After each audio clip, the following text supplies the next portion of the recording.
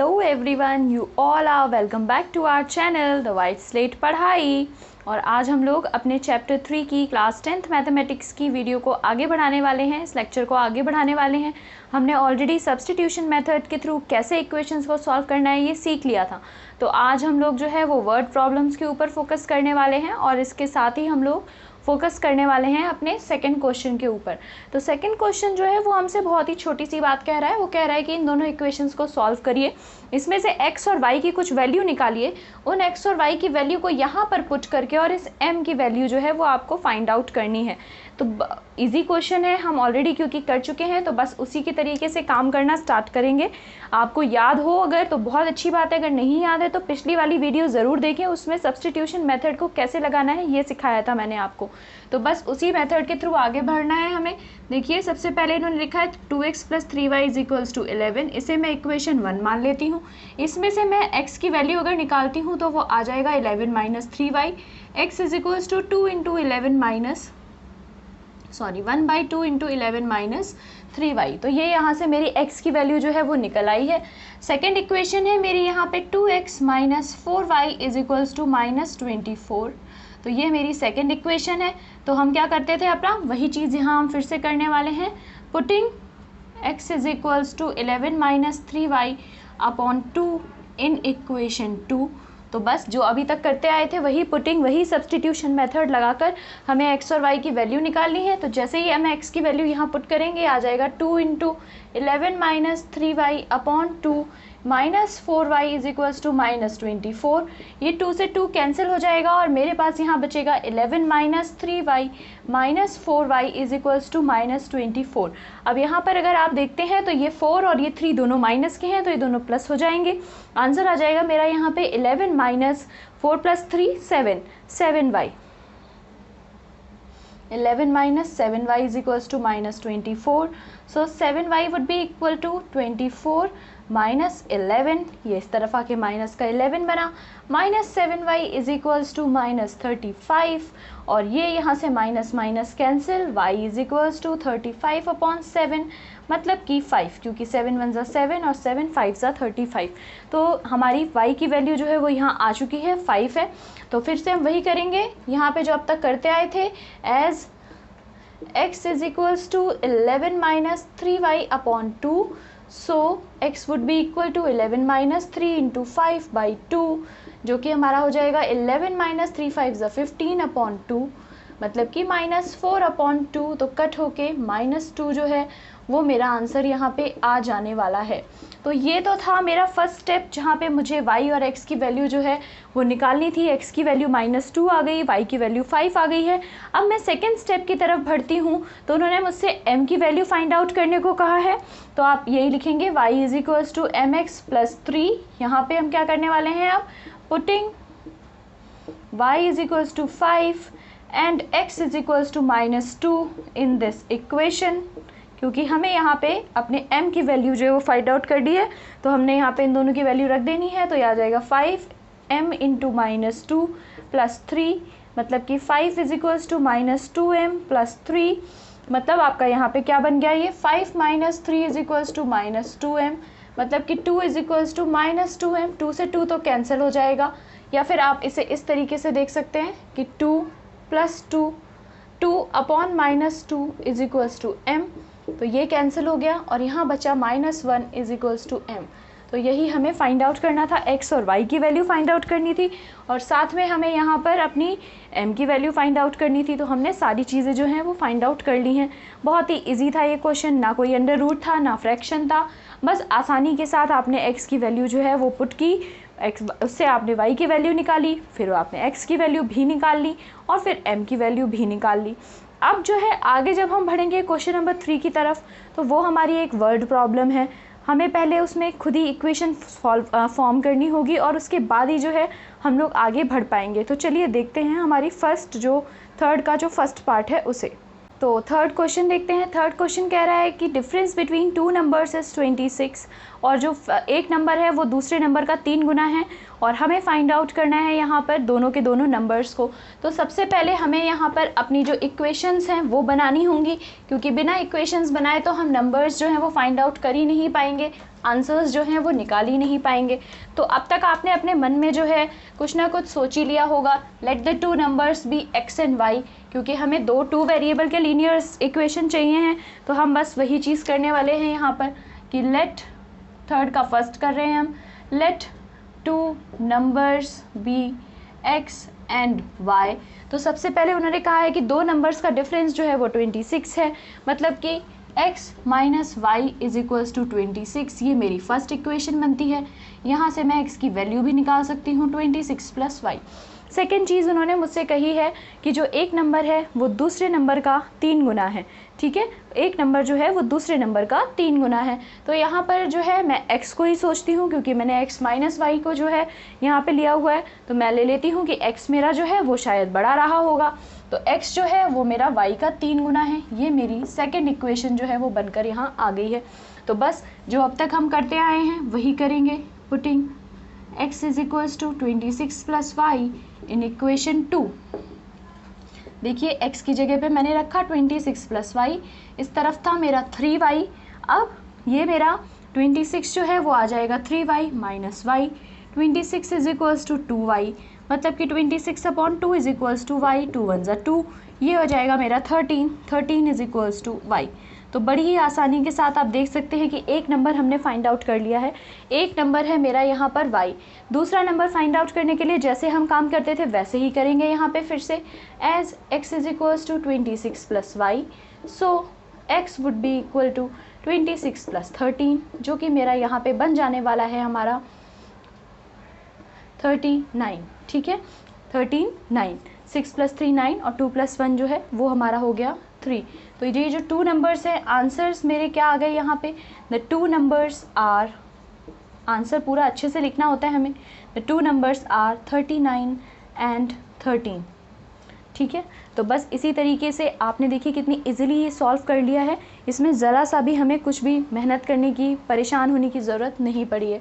तो जैसे हमारा ये फर्स्ट पार्ट जो है सॉल्व हुआ है, ऐसे ही हम लोग इसका सेकंड पार्ट भी देख लेते हैं कि सेकंड पार्ट जो है उसमें क्या इक्वेशन बनेगी, उसे हम कैसे सॉल्व करेंगे। तो चलिए देखते हैं हमारा सेकंड पार्ट। चलिए, तो सेकंड पार्ट में वो हमसे कह रहा है कि the larger of the two supplementary angles exceeds the smaller by 18 degrees, find the two angles. तो इसमें सबसे पहले हमें जानने की ये ज़रूरत है कि सप्लीमेंट्री एंगल्स आखिर होते क्या हैं। तो अगर आप भूल गए हैं तो मैं आपको याद दिलाती हूँ। सप्लीमेंट्री एंगल्स वो होते हैं जिनका x प्लस वाई का सम जो है वो 180 डिग्री होता है। इसका मतलब जब मैं दो एंगल्स लेती हूँ, दोनों को प्लस कर देती हूँ, तो उनका सम जो है वो 180 डिग्री जो है वो बन जाना चाहिए। तो इन्होंने मुझे दो सिचुएशंस यहाँ पे नहीं दी, इन्होंने एक ही सिचुएशन दी और कहा कि जो बड़ा वाला हमारा नंबर है, अगर उसमें से मैं छोटे वाले एंगल को माइनस कर देती हूँ तो मुझे जो है 18 मिल जाएगा। एक सिचुएशन इन्होंने मुझे यहाँ ये दी है। दूसरा, क्योंकि इन्होंने मुझसे ये कह दिया है कि ये सप्लीमेंट्री एंगल्स हैं, तो मैं इन्हें आराम से जो है अपना x plus y is equals to 180 यहाँ ले सकती हूँ। उससे पहले मैं छोटी सी लाइन लिखूँगी, let two angles be x and y, जो हम करते आ रहे हैं। तो सबसे पहली जो चीज़ मेरे पास बनती है वो है यहाँ पे x minus y is equals to 18, क्योंकि उन्होंने कहा था कि जो ज़्यादा वाला है अगर उससे मैं कम वाले को माइनस कर दूँ, larger number exceeds the smaller by 18, तो इससे यही मतलब निकलता है कि अगर लार्जर वाले में से स्मॉल को माइनस करूँ तो 18 जो है वो बनना चाहिए मेरा यहाँ पर। ठीक है, तो इससे मेरी x की वैल्यू फिर निकल आएगी 18 प्लस वाई। दूसरी इक्वेशन मैंने आपसे कहा ही था, क्योंकि ये सप्लीमेंट्री एंगल्स हैं तो वो मेरी ये बनने वाली है। यहाँ डिग्री में लिखूँ अथवा ना लिखूँ फ़र्क नहीं पड़ता, पर 180 जो है वो यहाँ पे ज़रूर आएगा। तो ये मेरी सेकेंड इक्वेशन यहाँ पे हो गई।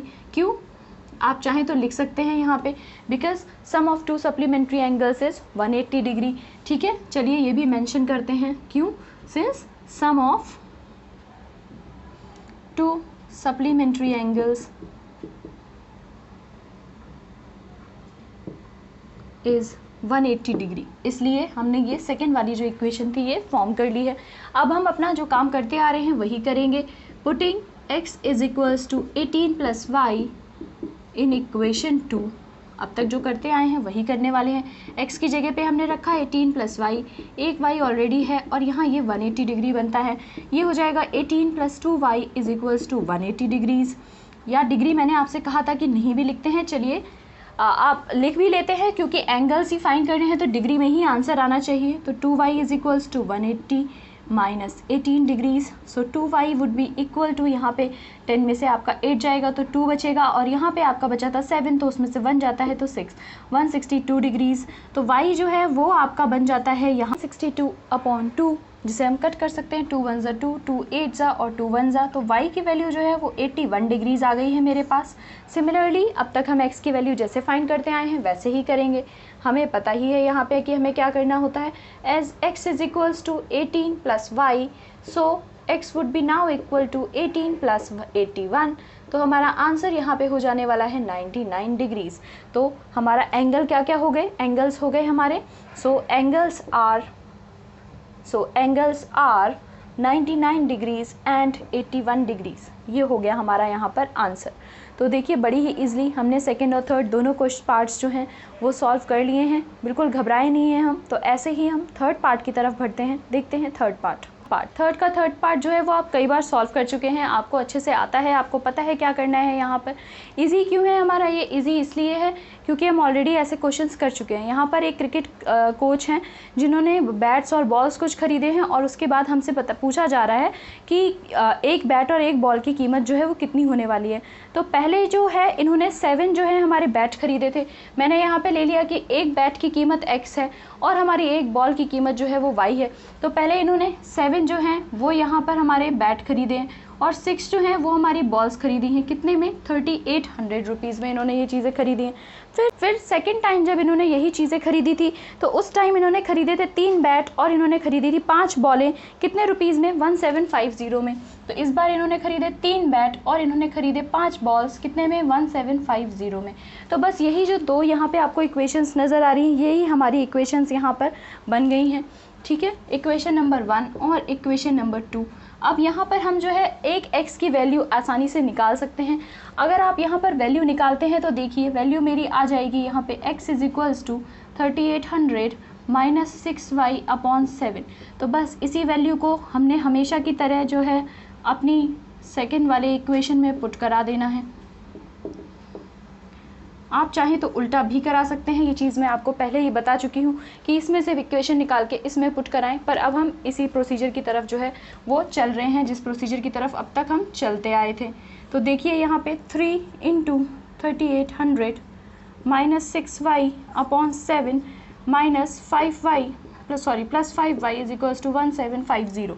अब यहाँ पर 3 और 7 कैंसिल नहीं हो सकते, तो 3 मुझे मल्टीप्लाई कराना होगा अपना, और बाद में इसका और 7 का 7 और इसके नीचे जो 1 है उसका एलसीएम भी लेना होगा। तो हम दोनों काम करके देखते हैं क्या होता है। पहले देखिए 3 0 ज़ा 0, 3 0 ज़ा 0, 3 4 ज़ा 28, कैरी 24, कैरी जो है वो 2 है, 3 3 ज़ा 9, 11 जो है वो यहाँ पर हमारा आ जाएगा। माइनस 3 6 जो है वो हमारा 18 होता है। नीचे हमारे पास 7y है प्लस 5y/1 था, वो हमारा एज इट इज़ यही रह गया। इन दोनों का जब हम एलसीएम लेते हैं तो 7 आता है, वो आ जाएगा 11400 माइनस 18y, और ये 7 5 ज़ा 35 जो है वो मेरा प्लस का आने वाला है यहाँ पे।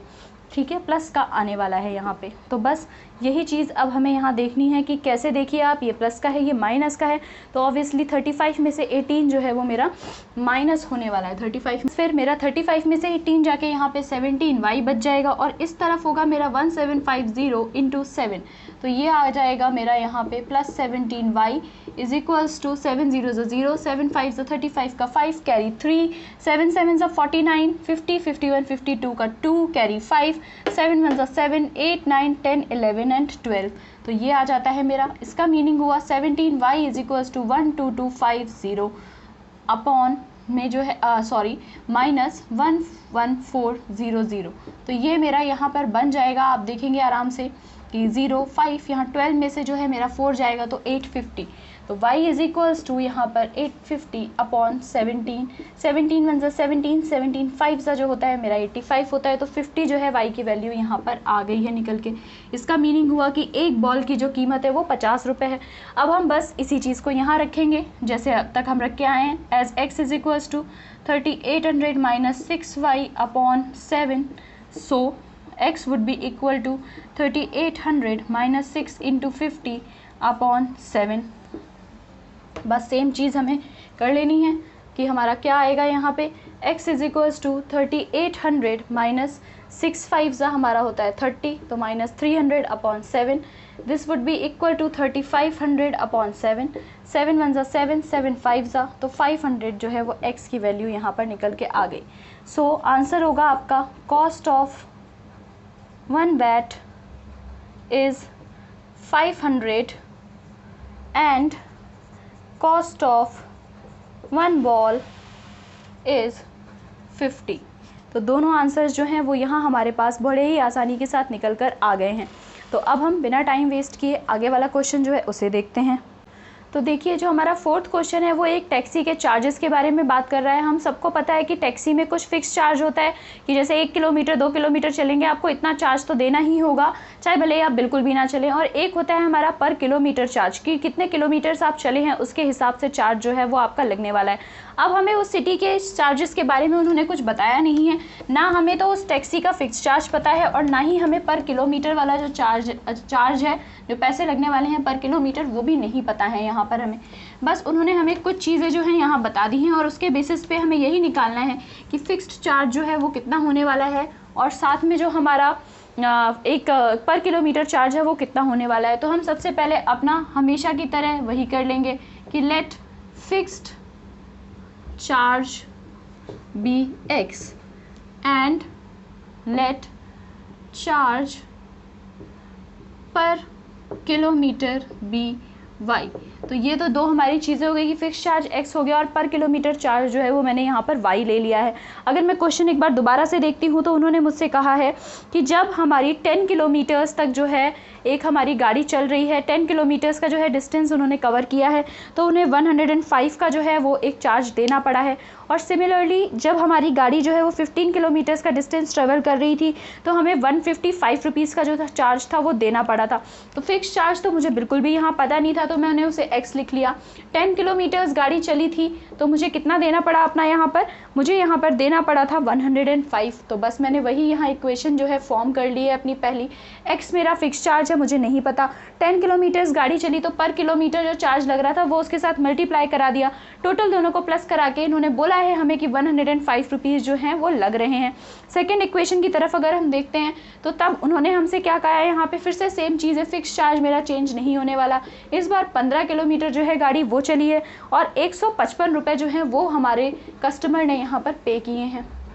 तो ये तो दो वो चीज़ें हो गई जो इन्होंने मुझसे पूछी हुई हैं। इसके अलावा इन्होंने मुझसे एक तीसरी चीज़ और पूछी हुई है कि जब मेरी गाड़ी 25 किलोमीटर चलेगी तो वैल्यू क्या निकल कर आएगी। तो वो जब हम यहाँ पर x और y की वैल्यू निकाल लेंगे तो तब निकालने वाले हैं कि आखिर 25 किलोमीटर चलने के बाद कितना टोटल चार्ज जो है वो एक बंदे को पे करना पड़ा होगा। तो यहाँ से अगर हम x की वैल्यू निकालते हैं तो मेरा x सीधा सीधा आ जाता है 105 माइनस 10y। बस इसी को ही मैंने सेकेंड इक्वेशन में पुट करना है। Putting x is equals to 105 minus 10y in equation 2। तो मेरी x की जगह पे मैंने अब लिख लिया है यहाँ पे 105 minus 10y plus 15y is equals to 155 यहाँ आ गया है मेरा। तो बस ये हो जाएगा, ये दोनों मेरे ऑब्वियस सी बात है माइनस होने वाले हैं, तो plus 5y is equals to 155, 5y is equals to 155 minus यहाँ पर हमारा 105, 5y इज इक्वल्स टू 5 में से 5 गया 0, 5 में से 0 गया तो बचा 5, 1 में से 1 हमें पता है कि जाएगा तो 0 ही बचने वाला है हमारे पास। तो ये आ गया मेरा फिक्स्ड, जो मेरा पर किलोमीटर चार्ज था वो आ जाता है मेरा 10 रुपीज़ यहाँ पे, क्योंकि y जो था वो मेरा पर किलोमीटर चार्ज था। इसका मतलब है कि हर एक किलोमीटर पे मुझे 10 रुपये जो है वो देने पड़ रहे हैं। अब अगर मैं फिक्स चार्ज निकालना चाहती हूँ तो फिर से वही जो हम करते आ रहे हैं, as x is equals to are 105 minus 10y। तो बस x जो है वो किसके इक्वल आएगा यहाँ, 105 माइनस 10 इंटू 10, मतलब कि 105 माइनस 100, मतलब कि 5 जो है वो मेरी x की वैल्यू यहाँ हो गई। तो मुझे क्या पता चला, मुझे यहाँ पे पता चला कि मेरा जो फिक्स्ड चार्ज है, मेरा आंसर क्या निकल के आता है, जो फिक्स्ड चार्ज है वो 5 रुपीज़ है और यहाँ पर जो मेरा पर किलोमीटर चार्ज है पर किलोमीटर जो चार्ज है वो मेरा यहाँ पे 10 रुपीज़ लग रहा है। अब उन्होंने मुझसे क्वेश्चन क्या पूछा था कि अगर गाड़ी 25 किलोमीटर चलती है तो कितने रुपए लगेंगे। तो फिर से हम सेम इक्वेशन देखते हैं, x मेरा फिक्स्ड चार्ज, 25 किलोमीटर गाड़ी चली तो उसमें y जो भी मेरा पर किलोमीटर चार्ज लग रहा था वो। अब इज इक्वल्स टू मुझे फाइंड आउट करना है कि ये कितना होगा। क्योंकि मैंने x और y की वैल्यू यहाँ निकाल ली है तो बस मैंने यही करना है, पुटिंग क्या करना है, x is equals to 5 and y is equals to 10 in this. बस x की जगह पे हमने रखा 5 और यहाँ पर y की जगह पे हमने रखा 10। आंसर आ गया मेरे पास 5 + 250, इट मीन्स 255। तो 255 रुपीज़ जो हैं वो मेरे तब लगेंगे जब 25 किलोमीटर तक मैं एक गाड़ी में बैठ के, टैक्सी में बैठ के एक जगह से दूसरी जगह जा रही होंगी। तो यही मेरा आंसर हो गया। इजी सा था, इसमें तो कोई फ्रैक्शन और बड़ा कैलकुलेशन भी जो है वो नहीं बनाए। तो चलिए अब इसी के साथ हम बढ़ते हैं अपने 5th क्वेश्चन की तरफ और देखते हैं कि वो क्या कह रहा है। 6 पार्ट्स है टोटल, तो घबराने की ज़रूरत नहीं है, 2 और क्वेश्चन हमने यहाँ पर करने हैं अभी।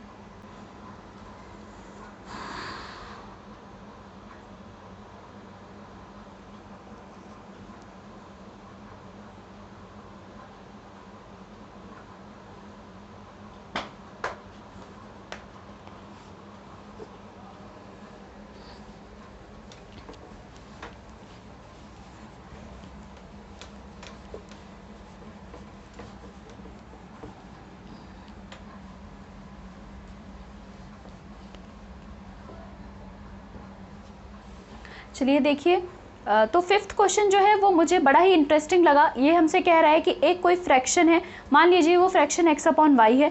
अगर मैं उस फ्रैक्शन में न्यूमरेटर और डिनोमिनेटर दोनों में 2 प्लस कर देती हूँ तो उस केस में मुझे ये मिल जाता है, कितना मिल जाता है यहाँ पर, वो फ्रैक्शन बन जाता है मेरा यहाँ पर 9/11। ऐसा इन्होंने मुझसे कहा है। दूसरी तरफ इन्होंने मुझसे कहा है कि अगर मैं 3 ऐड कर देती हूँ न्यूमरेटर और डिनोमिनेटर दोनों में, if 3 is added to both numerator and denominator then the fraction becomes 5/6। तो फ्रैक्शन जो है वो 5/6 के इक्वल यहाँ पर हो जाता है। तो यही चीज़ बस मुझे ले लेनी है यहाँ पे कि let the numerator be x and the denominator be y, और फिर उसके बाद इज इक्वल्स टू में जो चीज़ें बन रही हैं वो हम बना लेंगे। तो इजीली जो है x और y की वैल्यू सॉल्व करते ही मुझे फ्रैक्शन जो है ये जो x/y जो था वो निकल कर आ जाएगा। तो चलिए इस क्वेश्चन की तरफ बढ़ते हैं। देखिए यहाँ पर लेट न्यूमरेटर बी x और दूसरी तरफ पे लेट डिनोमिनेटर बी y। तो फर्स्ट केस में उन्होंने कहा x + 2 और y + 2 दोनों करने पे 9/11 जो है वो बन रहा है। कंफर्म कर लेते हैं एक बार, ठीक है, 9/11 ही हमारा क्वेश्चन जो है वो कह रहा था। सेकंड में उन्होंने मुझसे कहा है कि सेकंड जो इक्वेशन है उसमें उन्होंने मुझसे कहा था 3 ऐड करने के लिए। तो सेम वही चीज़ है, यहाँ पे x + 3 और यहाँ पर हमारा y + 3 कर देने से हमारी जो अब नई बन जाती है ये फ्रैक्शन, ये बनती है 5/6। तो ये हो गया यहाँ पर मेरा 5/6। तो अब हम इसे थोड़ा सा रीअरेंज करेंगे तभी हमें आंसर जो है वो मिलने वाला है। इन्हें हम एज इट इज़ इक्वेशंस नहीं ले सकते, रीअरेंज करके अपनी नॉर्मल लीनियर इक्वेशंस जो हैं वो बनाने की कोशिश यहाँ पे करते हैं। तो इजी है, इसमें क्या होता है, हमारा क्रॉस मल्टीप्लाई होता है। आपने ये चीज़ सीखी थी 7th क्लास में कि कैसे हमें इस टाइप की चीज़ों को सॉल्व करना है। तो ये बनेगा मेरा 11x + 22 would be equal to 9y + 18। ठीक है, इसका मीनिंग हुआ कि मेरी ये वाली इक्वेशन बन गई यहाँ पे 11x - 9y is equals to 18 - 22 होने वाला है यहाँ पे,